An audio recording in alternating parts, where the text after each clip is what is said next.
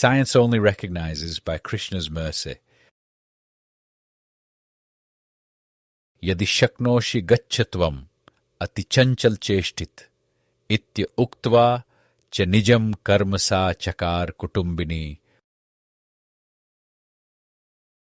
Quote, "O naughty child, now try going from here, if you can." Having spoken thus, she returned to her household duties. Vishnu Purana 5.6.15. You hear the following criticism quite often. Perhaps the voices are louder now due to the popularity of social media. Any person can say anything. Their opinion does not have to necessarily be the one in favor, the one most accepted, or the one from a reputable source. Rather, in the interest of influencing, I might look to any and all such comments to support my position. In the past, there was the effort involved in gathering your thoughts, writing them on paper, placing the written message in an envelope, and then mailing that envelope to reach the address of a periodical or publication. From there, the publishers would decide which thoughts and ideas to include in their upcoming issue to give a general idea of popular opinion on a subject. The criticism in this case relates to people thanking God or considering that an almighty force is responsible for their rescue. It could be after escaping danger or peril, such as a tragic accident. It could be after avoiding getting the tap on the shoulder during the latest but unexpected round of layoffs from the employer. A person thanks God when their child is born without issues, when the delivery goes through without pain. They thank God for the blessings they receive. They feel there is a purpose in their life, that some higher power is involved in steering their movements. The criticism here is that God is not involved at all. For starters, if he is to get credit for the good outcomes, is he not equally culpable for the bad outcomes? In addition, science can explain everything. The reason that person survived the accident is because of where they were seated. That location happened to be spared from the collision. Science is the reason for good health. Science, in combination with randomness, delivers the results. There is no God or heavenly being that anyone can see in those instances. What is the response from the believers? Let's say that the above criticism is offered from a distinguished gentleman, someone who is not mean, petty, or vindictive, someone who speaks eloquently, who maintains a cool head and a respectable disposition. They are open-minded, and their lack of religious affiliation is a contributing factor in reaching this opinion. How does the believer respond if participating in an honest and friendly discussion? To begin, science only recognizes what is already there. It does not necessarily create, at least not with respect to the nature with which we interact. For instance, with the accident, science explains that there was a collision causing a spark of fire that only expanded a certain distance. Because someone was outside of the area of influence of the fire, they walked away from the ordeal unharmed. This is merely explaining the scientific foundation to the sequence of events. This does not explain why one person took their seat in a certain place. The counter-argument might be that chance or randomness is responsible for the rest. If that is the case, why did not the same randomness spare others from the ordeal?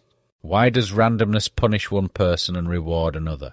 If randomness is the governing law of the universe, then there is no purpose to behaviour that society considers good. There would be no reason for a prison facility, for instance. Stealing would be on the same level as respecting property. In fact, we see that thieves sometimes rise to the highest levels of influence in society. If randomness governs everything, then there is no reason to be polite, kind, honest, and considerate. There is the side of the believers, but there is an additional ascension required. That platform is knowing. The knowers understand that there is indeed a cause of all causes. This is described in Sanskrit as sarva karana karanam. Science only explains what is already there. For instance, if I develop a new software application for managing insurance claims, we have agents at a particular company who use it. There is a training session to provide a general overview on how the system works. on the sequence of steps to take when entering in a claim. Over the first few weeks, some of the agents run into issues. They cannot add more than one phone number to a particular party. The button is simply not there. It vanishes after the first phone number gets entered. One of the other agents finds a way around the issue, though. If they close out the system and open the existing claim again, the option for adding the second phone number is there. This is one instance of science at work. A person observed and then experimented. They figured out something about which they were not initially familiar. This implementation of science does not automatically remove the possibility of a creator. After all, I wrote the application. There is a reason that the button disappears. There is code in the background. That code does not account for multiple entries for phone numbers on a given party attached to a claim during a single user session. My intelligence, or intentional action in this case, is responsible for the issue. Science never created the issue, it only recognized it. The Vaishnava tradition of spirituality places emphasis on both recognizing the cause to the randomness mentioned above and appreciating that cause. The reality is that randomness or chance is merely the absence of knowledge of the cause. The Vaishnava tradition says that there is one being ultimately responsible. He is directing nature, which must cooperate for any chosen action to produce the intended result. We might have seen the result manifest so many times in the past that we feel there is a guarantee moving forward, but the reality is different. We are not the doer. There are no guarantees. Prakriteh kriyamanani guneh karmani sarvashah ahankar vimudhatma kartaham iti manyate. Quote, the bewildered spirit soul under the influence of the three modes of material nature thinks himself to be the doer of activities, which are in actuality carried out by nature. Lord Krishna, Bhagavad-gita 3:27. Upon recognizing the cause, the Vaishnava also appreciates whether the results are good or bad, whether there is tragedy or triumph, whether there is terror or intrepidness, whether in isolation or surrounded by well-wishers. We have the ideal example in the people of Gokula Vrindavan. They appreciate everything that goes into maintaining their life. They even appreciate the King of Heaven for supplying rain. It takes a compelling presentation of persuasion to get those people to one time skip the annual yagya in honour of Indra, to instead direct their offerings to the nearby hill known as Govardhan. But even that involves appreciation, as the cows are dear to the people, and that hill is dear to the cows. Katyatamipit koyam sambramova upagat, kim phalam kasya voddesh kenava sadhyatemak. Quote, my dear Father, I am very respectfully and humbly inquiring, what is this arrangement? Why you are busy in making some sacrificial ceremony? What is the reason and what is the result?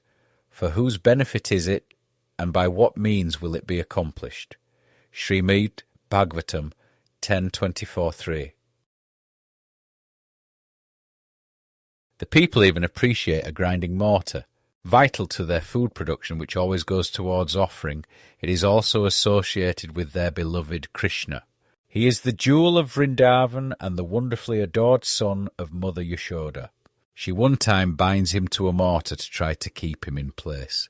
If only for a little while, Yashoda can go back to fulfilling her duties as a housewife, Kutumbini. The laws of science say that a small child cannot escape from such a situation. The mortar is heavy. The child might be able to untangle the ropes, but the mortar itself will not budge. Except there is something different about young Krishna. He happens to be the grand coordinator, the one responsible for the results to action, to manifest. Therefore, even that mortar can be moved by him, dragged in between two trees and knocking them. Since that time, saintly people appreciate Krishna even more, referring to him as Damodar. In closing, Since incredible shown, as Damoda known, mortar typically food to grind, but one time Yashoda to bind, her beloved but naughty child, to calm behaviour to mild. Krishna, the coordinator of all, then making those trees fall.